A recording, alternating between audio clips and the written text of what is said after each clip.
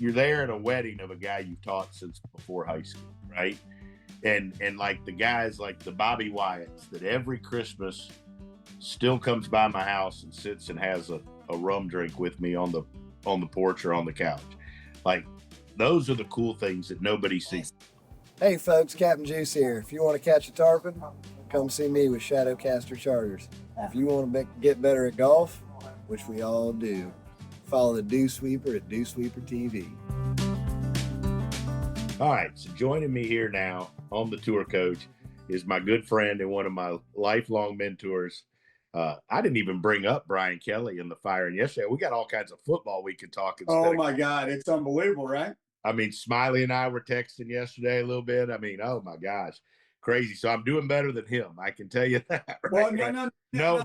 Early. I mean, when they're going to write you that big of a check to not come to work. I mean, I kind of like Coach O's when Coach O was there before Kelly. They asked Coach O what he thought about it. He said, "Now wait a minute, they're going to pay me $15 million to not show up. Where's the door? I mean, come on." Well, I was saying to somebody last night, I said, I damn sure wish guys coaching on tour when you got fired, you got a package like any of them could have fired me for 50 million. I'm in. Go to the next guy.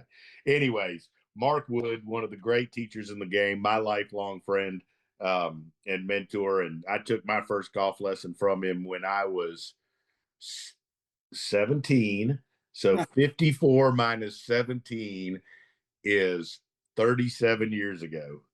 How about that? And it was pretty close to this time. The reason I remember is it was in the fall. I remember it was football season, and it wasn't long before Thanksgiving, because I remember when my dad brought me up there to your place, to Linkside, right? And that was, and I always say, like, I'd had a bunch of little lessons, but that was my first exposure to what I would call a real golf lesson and a real instruction, where you filmed me, you sat me down, you explained what I needed to do and what I was going on. And it's changed so much now, because I mean, when I left that lesson, or later on when I went off to St. Mary's, like, I couldn't text you a video. No, right? Like, I had to really try to remember what you told me and stick with it and try to figure it out. And then I remember I went and saw you down at Innisbrook, in the middle of school. And again, and that I always tell you that fostered my love of doing it, because that was the first time I remember sitting there. I probably shouldn't say I was drinking a beer, but I was drinking a beer, and you were going over VHS tapes with a dry erase marker on a TV in your living room. So it's been a long time, and thanks for all your help.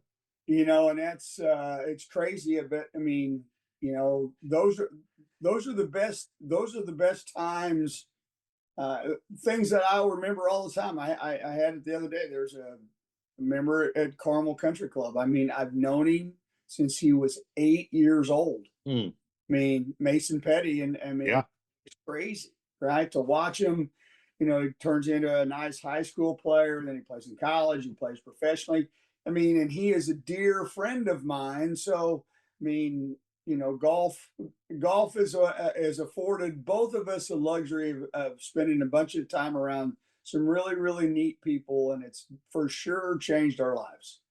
No question about it. And what brought this on, I'd been telling Wayne and a bunch of people I need to get you on. I hadn't had you on in a while, and but we were at a good friend of ours, Tom Ness, who passed away. We were at a reception, and by the way, your eulogy or your speech on Saturday morning was beautiful, emotional, hard to not get teared up listening to it. Thank you. But Friday night there at Hawks Ridge, and everybody talking and telling stories. You said you were the luckiest guy in the room, which I really echoed my sentiment. Because I always tell people, like, I'm the luckiest in that I really believe. I mean, I know there's a lot of teaching trees out there, but the teaching tree that I'm a small part of, that I come from, which is Hank and you and Wayne, and then the whole Golf Digest tree, is a pretty damn good one. And I think I'm proud of it. I mean, to be honest, like, I'm proud to have learned under you guys. And I wanted to pick your brain a little bit on why you tell some of those stories, but because I think those stories can not only help teachers, but they can also help people that want to get better. So, we have both sides that listen to this thing, other than my parents and Yvonne that listen to it to run our numbers up. But, My old radio show, got it. Yeah. Yeah. So, I mean, what did you mean by being the luckiest guy? Well, I told the story, and I used it a little bit when I was paying my respects to our friend Tom. That the circle of life was crazy because I met Tom when I just graduated high school, and I had a job as a counselor in the Golf Digest junior schools, and he didn't do all the schools, but he did a couple of them, and that's where I first met him. So when I first met those guys, Chuck Cook and Jim Flick and Bob Toski and Davis Love, I mean, those guys were idols to me. I mean, and it changed the way I looked at golf, but not only as a player, but I made the decision I want to do that. And then, Davis helped me, told me, Woody, you need to go to Alabama, and if I was lucky enough to be able to make the team and good enough, lucky enough to be able to play a little bit. But he said, you need to be a better player if you're going to teach better players. And I remember saying to him, I mean, this is back in the 80s. I said, well, there's plenty of teachers that aren't very good players. He says, well, but if you're going to teach really, really good players, you got to be able to do it yourself. You got to be able to put a club in your hand, go play golf, and it looked like real golf. And so, they start out as my idol, and then they turned into my mentor because they helped shape what I did as a young golf professional, even though I hadn't turned professional yet. But as a young man, they became my mentor. I was then lucky enough then to get asked to teach with Golf Digest, and they became my colleague. So they've gone from my idol to my mentor to my colleague, and then after being able to work side by side, they became my friend.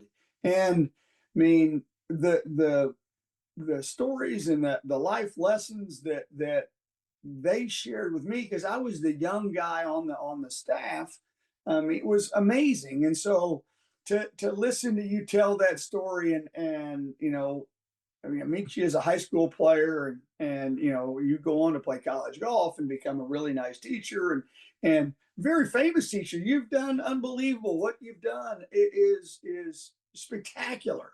And to say that I had a little bit to do with it is very heartfelt. I mean, I take it. I'm very proud of that, and I think that you should be too, because of the people that are now in your life that you're helped mentoring along, that become colleagues, friends, etc. I mean, look, our friendship is 37 years in the making, and God love us. We've had a bunch of great time and shared a We've bunch had of some fun. clubs, and I mean, that's the fun part of the game. That's why I do it. I mean, that's 100% why I do it. I tell folks all the time, like, uh, and I go back to Hank. Like, I remember at the night of when he became teacher of the year, we were at the Lucky Leprechaun, and I picked the place too, right? Yeah. And everybody's having a good time, and he pulled me aside and he pointed at you, and he said, "You need to try to always make sure you're like Woody." That's what he said. Wow. Right. And that was a huge compliment, obviously coming from Hank. And but now, like, I think, because we were so close, and I obviously I idolized you growing up, just like you idolized those guys. I had no idea, to be honest, you were as young as you were. Shit, I thought you were older. You've kind of always looked the same, a little bit more hair, but really have always looked the same. And but now with Jackson and Morgan and Connor, who you hadn't met yet, like these young folks coming up, like I think I enjoy the hanging out with them and watching them grow as much as I enjoy some of the nice things I get to do and some of the accolade. Like, it's like when Morgan got that job at the Creek and I went up there and she brought me up there and all those members were raving about her. I was over the moon, Woody. Sure you are, because you had a you played a huge role in that. And I think that's, I mean, granted, you helped open doors. We've got had doors open for, Mhm. and we were lucky enough to stumble through them and continue to, if you would, walk down the path. And you've done the same thing for Morgan Jackson. I mean, countless people. I mean, you wait as you get older. It's amazing how many people that you have affected. You, whether you know it or not. You Yeah. And I think the cool thing for me, and then we're going to go into some instruction stuff though, is like I went to Andy Ogletree's wedding after I left you, right? Oh, right, and Yvonne wore orange. Why? Tennessee, and they did get beat during that wedding. But I just Beat him? Alabama. Okay. Okay. Yeah. Just Sorry. glad you were able to find a way to sneak that in there. I knew it was coming. But anyways, um, you know, it, damn, you can just throw me off anything. But like you're there at a wedding of a guy you've taught since before high school, right? And like the guys like the Bobby Wyatts that every Christmas still comes by my house and sits and has a rum drink with me on the porch or on the couch. Like those are the cool things that nobody sees, right? But so if you look at all the people, and I was listening to you, and you're talking about all those people at that dinner the night. You know, I told a little Ness story, and I was just fascinated listening to everybody. Give me a little golf insight or a lesson that you've learned from some of those great Golf Digest people, like a little piece, like of something where you say, hey, just a little insight into each of those. I think that would be great insight because within this Instagram world we live in and YouTube and shit, I'm to blame as anybody. I put a bunch of shit out now. I know it, but like I think we miss sometimes the point of all of some of these simple things where things golf to me was turned way easier to do, way more simple from all these great teachers. I think what you've done is, and yeah, look, I have no problem. I make fun of myself all the time that I'm very average, but I just happen to hang around a bunch of really, really great people. So I'm a potpourri of everybody. So I got a little Paul Runyon in me. I got a little Bob Toski in me. I got a little Jack Lumpkin in me. I got a little Chuck Cook in me. I mean, and they all did it a little different. So I think Mm-hmm. that was the thing that opened my eyes. There's a bunch of different ways to play this game, and just look at the guys on tour, and Right. there's plenty of different ways to do it, and I think that was one of the things that Chuck Cook always talked about, the balanced approach, that you just had to balance things out, and if you could balance things out, you could get the player to play better. I mean, we used to tell a story all the time about Judy Rankin coming to Bob Toski, and in the height of her career, and Judy had a horrible grip per se, and Bob taught around it, and it made her just a fantastic player. And then you would watch all these different players come in and get help, but you take that. I mean, I've never Jim Flick obviously played a huge role in my life, and I've never Mhm. seen anybody that always put the student first. There was Really. zero ego with him, Huh. and now there's an ego on the inside, but you would never know it as the student. And he was always very thankful of people coming back, and he always was very down to earth, and I always loved that. I mean, I admired that. I thought that was great. And then you had guys like Chuck, who I think, and Ness, two of the smartest teachers ever. And Yeah. so you get, there's a different side, a different way to do it. Um, all very successful. So I wanted to be a sponge. I wanted to learn from all of them, and with that, then you kind of build your own, if your own kind of way to do it, and get others to do it. Um, Look, I was very fortunate to hang around you long enough, and where you explained how there's a target line and a rope, and how you put some stuff on the ground, mean, Did you pick that up from I me? did. I thought so. I stole it a lot. I mean, I use it to this day. I mean, I can't thank you enough. I don't know if I've told you this other one that I came up with, Okay, what but else? I've actually used in an article recently, Mace, Okay. about how the back of your left wrist is like a GPS. If you were going to Oh, start, I don't know if you heard that. I haven't ever heard that. Explain it to me. I'd like to hear more of it. Yeah. So if you're struggling with club face control, if you think of the back of your left wrist like a GPS, I mean, if you were going to Starbucks, Woody, you'd have to put Starbucks in your phone, right, in your GPS, and tell you. Never thought of it like Well, no, I knew you hadn't. So that's why I wanted to explain it. that. And so the back of your left wrist is like a GPS. I've turned so much of your shit into good content. I I probably owe you at least one steak dinner, At least a beer somewhere. at least a beer, at least a beer. So you know, one comment from the dinner that I found fascinating. I'd been around him a couple times, but never spent much time with John Elliott. Great Yeah, teacher, right? unbelievable. And He did it differently. right. And so I thought it was really interesting because I've never been one that like at some of the gatherings things. I don't like to get into the arguing and all that, you know how some teachers do, right?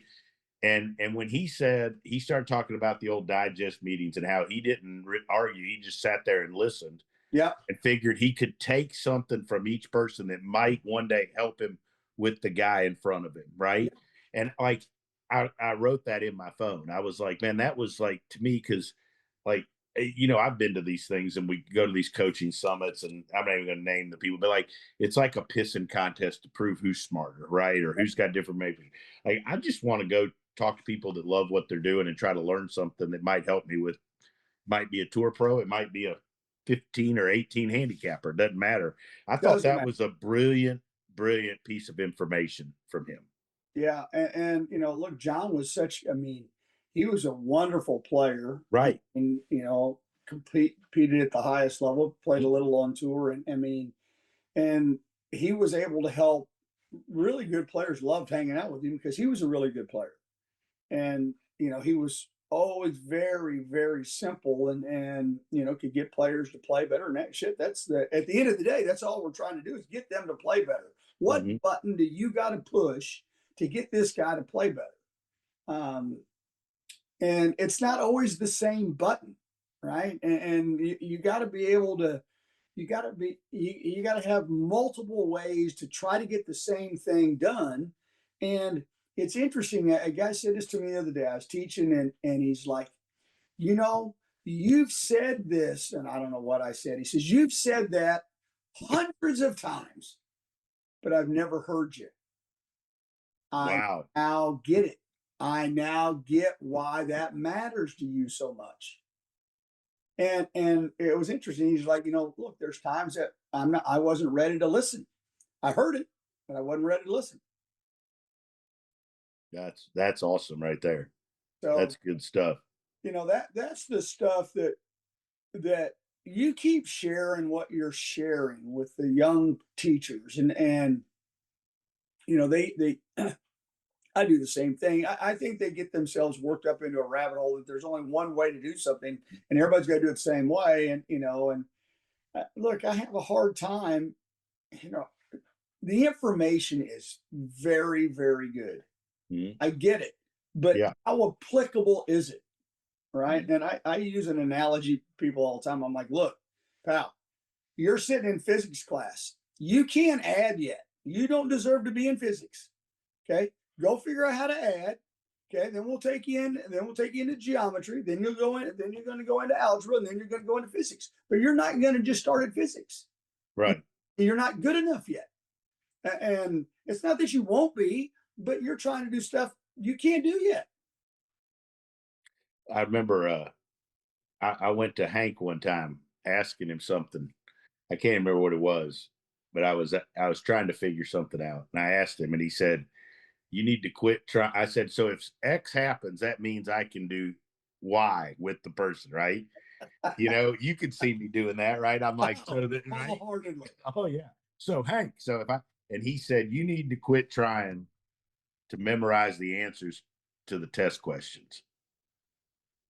Yeah, I mean, you know, And he was the best at the English language. He could hold court. mm-hmm. I mean, with anybody. I mean, he was such a wonderful communicator, and people loved him, right? And but he would say things, and look, you know, the story I told on Ness and Yeah. Hank, those are the things that made a difference. But that was the that was the way he was, and you know, I can remember I had plenty of times where I had to close the door behind myself when Hank said, "You need to come in here." I'm like, "Yeah, this isn't gonna be good," but all right. So, What are some of the things you picked up from Tom Ness, so teaching? Tom, which is interesting, you know, in the where people were making nice remarks about him. You know, Tom got very, very involved in the golf machine, and Mm-hmm. spent a bunch of time with Ben, and was a master.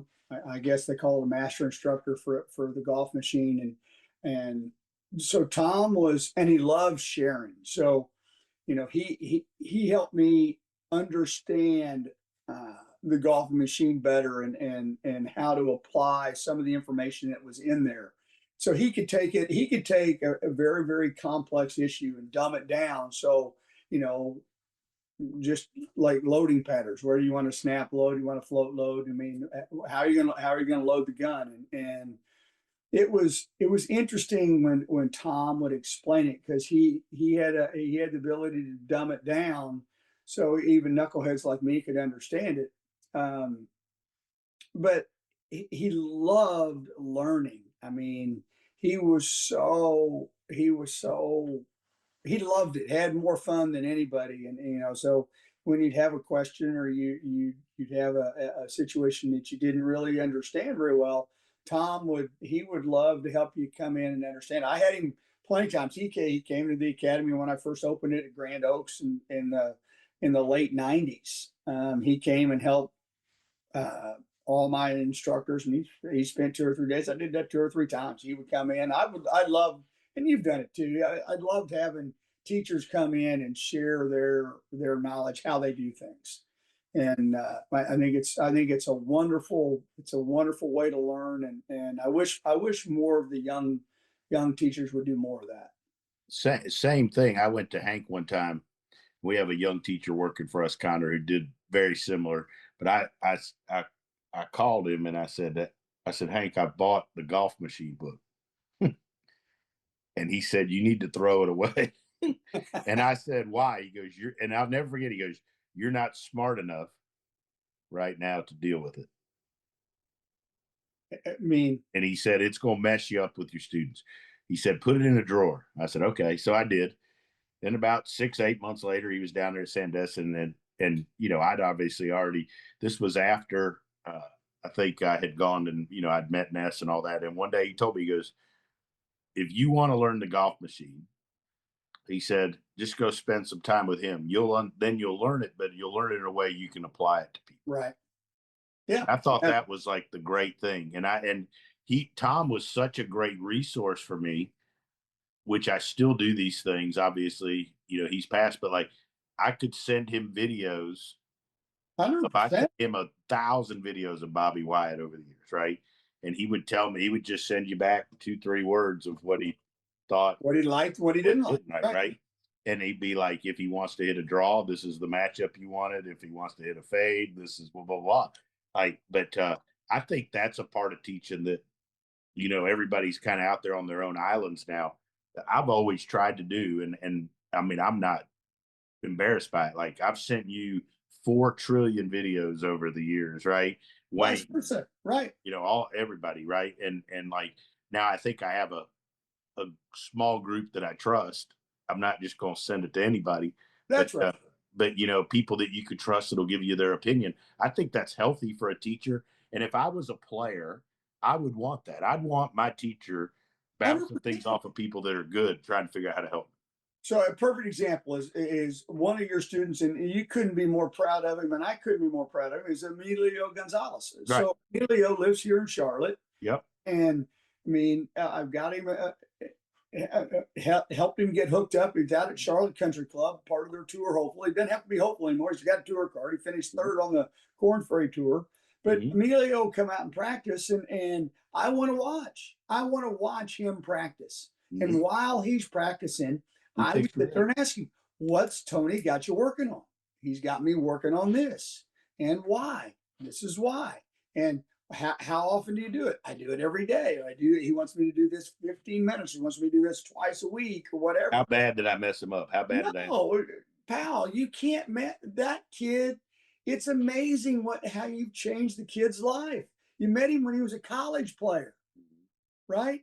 Now, I mean, the kid's getting ready to go play on the biggest show in the world relative to golf. I mean, that's not messing up. That's so cool. It's unbelievable. And look, you should be so proud of that. Those are the stories. And look, he's got plenty of game. I mean, I expect him to have some real success out there. And when he does, he's super grounded. But he's going from the Corn Ferry Tour to the PGA Tour. It's a different deal. He's got to learn to do that too. He learned how to be a Corn Ferry Tour player. Now he's got to learn how to be a tour player. Yeah, and I think he understands that too. And I bet one of the cool things to me that's a great lesson for people listening that are playing golf is 6 years ago, we started working on and he finally accepted working on the same 2 or 3 things for a long period of time. He's been working on the same 3 things versus how many students come to you or me, Woody, and they go, "Yeah, I did what you did last lesson. Now what's next?" Right? Like, what are we going to do? Right. And like, and I mean, our lessons now with Emilio and I are like, I mean, I'm going to meet him Thursday. He's going to get club fit up at Sea Island and we're going to work a little bit. And he's, we've been working on the same 3 things, which is great. Right. And when he does it better and super simple, and one of the biggest things he's realized too is, and this goes to his short game, his full swing, and his mental stuff that he does with Greg Carton, Doc. Yeah. He said, I've learned to do better of keeping tabs on things and staying in contact when things are good, not just when they're bad. Yeah, that's important, right? And I think that's a good lesson because, like, everybody gets playing good and they're like, "Oh, I don't," but like, I don't need that. Right, I'm good. Right? They only call you when the shit hits the fan and whatever. But I thought that was a pretty cool story and a good lesson for folks out there. It's a great lesson, and he's so right because you want that. I mean, look, no matter where a guy is in his career, he's going to want to go back and see swings or have ideas of when he was playing really good, or he or she when they were playing really good. What was it? What were the things that were firing? What was not firing? But now there's so much information. You can find out what's happening. I mean, now with the force plates and the 3D, and I mean, look, we definitely have the information. We know what's happening now. Hank said one of the things, and this was my last Hank quote for the night, but you'll like this. He said, one of the dangers, somebody asked him, I was with him about all this stuff, and he goes, "Well, if you don't know what you're doing, they'll find out faster. Because when you load all that shit in there, if what you're telling them isn't true, they can figure it out. So you've got to be better now." I really think that's true. Yeah, I agree. I always like the one Martin Hall used to give all the time. He had some student and look, we were doing those schools for Jack and Jim, and Martin, the guy hit a bad shot, and he said, what did I do? And Martin says, "Why do you want to know? Do you want to do that again? Because that was horrible." So, oh shit, that's so funny. Woody, you're the best. Thanks for everything. These are great stories. Look, this is You're awesome. The best. Pal, I'm so proud of you and what you've done and what you've accomplished. And I mean, it's just the tip of the iceberg. So keep doing what you're doing. And I'm glad I'm a small part of your life. You're a big part of it. And we're going to do some more this season. I'll see you soon, brother. All right. You got it. Cheers. Roll Tide. Cheers, buddy. Yeah, I'm not saying that.